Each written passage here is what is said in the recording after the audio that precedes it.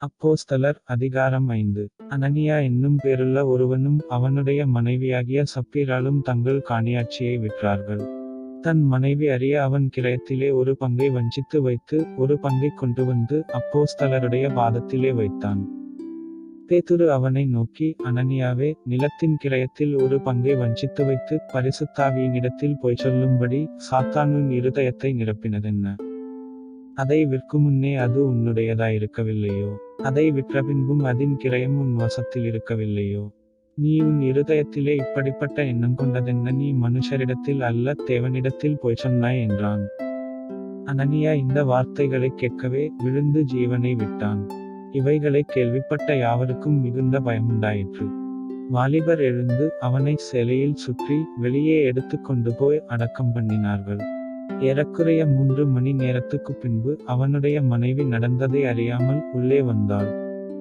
பேதுரு அவளை நோக்கி, நிலத்தை இவ்வளவுக்குத்தானா விற்றீர்கள்? எனக்குச் சொல் என்றான். அவள், ஆம், இவ்வளவுக்குத்தான் என்றாள்.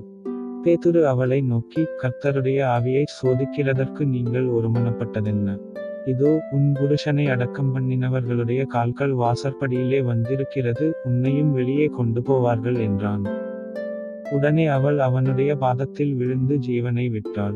வாலிபர் உள்ளே வந்து அவள் மரித்துப் போனதைக் கண்டு அவளை வெளியே எடுத்து கொண்டு போய் அவளுடைய புருஷனண்டையிலே அடக்கம் பண்ணினார்கள்.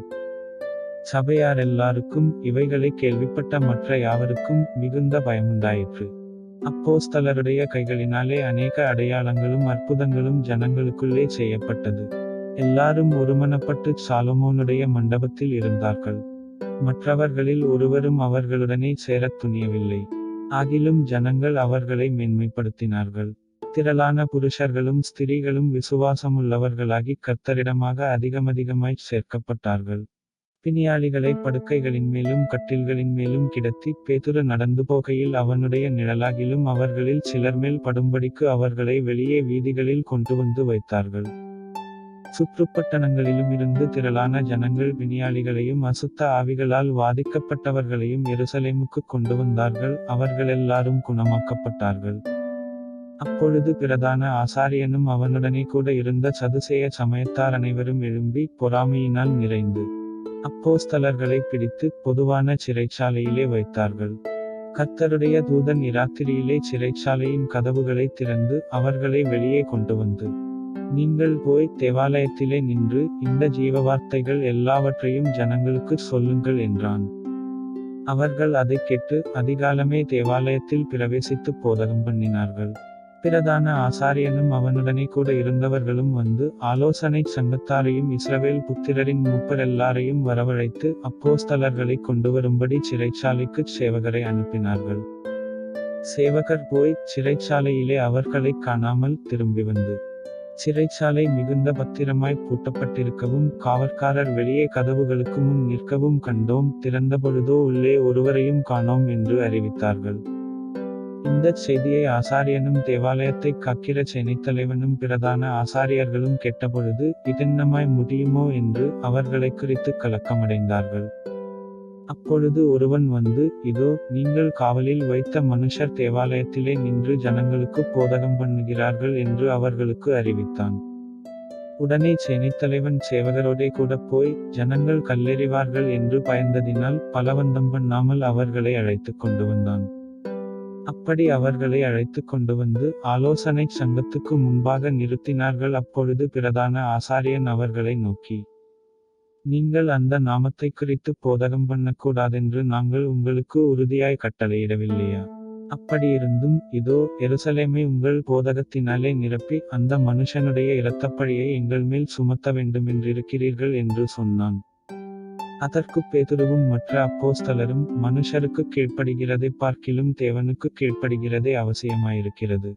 நீங்கள் மரத்திலே தூக்கிக் கொலை செய்த இயேசுவை நம்முடைய பிதாக்களின் தேவன் எழுப்பி இஸ்ரவேலுக்கு மனந்திரும்புதலையும் பாவமன்னிப்பையும் அருளுகிறதற்காக அவரை அதிபதியாகவும் இரட்சகராகவும் தமது வலதுகரத்தினாலே உயர்த்தினார்.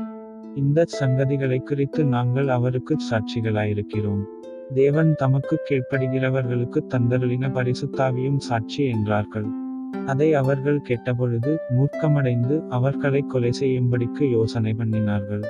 அப்பொழுது சகல ஜனங்களாலும் கனம்பெற்ற நியாயசாஸ்திரியாகிய கமாலியேல் என்னும் பேர் கொண்ட ஒரு பரிசேயன் ஆலோசனைச் சங்கத்தில் எழுந்திருந்து அப்போஸ்தலரை சற்று நேரம் வெளியே கொண்டு போகச் சொல்லி சங்கத்தாரை நோக்கி, இஸ்ரவேலரே, இந்த மனுஷருக்கு நீங்கள் செய்யப்போகிறதைக் குறித்து எச்சரிக்கையாயிருங்கள். ஏனென்றால் இந்நாட்களுக்கு முன்னே தெயுதாஸ் என்பவன் எழும்பி தன்னை ஒரு பெரியவனாக பாராட்டினான். ஏறக்குறைய 400 பேர் அவனைச் சேர்ந்தார்கள். அவன் மடிந்து போனான். அவனை நம்பின அனைவரும் சிதறி அவமாய்ப்போனார்கள். அவனுக்குப் பின்பு குடிமதிப்பின் நாட்களிலே கலிலேயனாகிய யூதாஸ் என்பவன் எழும்பி தன்னை பின்பற்றும்படி அநேக ஜனங்களை இழுத்தான். அவனும் அழிந்து போனான். அவனை நம்பியிருந்த அனைவரும் சிதறடிக்கப்பட்டார்கள்.